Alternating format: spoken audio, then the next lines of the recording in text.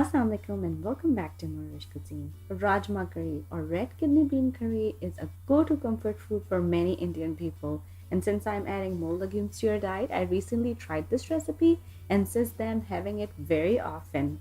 The creaminess of the red beans simmered in tomatoes with the spice from the gravy is perfect over a steaming bowl of rice, or you can have it with chapati roti like we are doing. So let's go and see what we need for this Punjabi Rajma curry recipe. So first take a medium-sized cooking pot, heat some oil, add a bay leaf, cook for like around 30 seconds, then add some very finely chopped onions. And then start cooking onions until they get very light goldenish brown color. Then it's time to add some ginger and garlic. Then cook for another minute until ginger and garlic release their flavor. And then I'll be adding pureed tomatoes, which I just puree in my blender at home.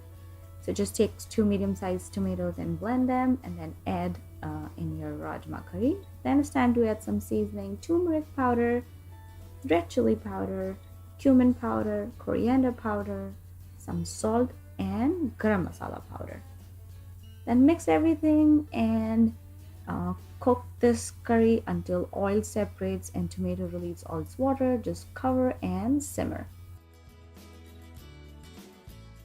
Now it's time to add our main ingredient, red kidney beans. I'm using canned red kidney beans. I just rinsed from the can and then added in my curry.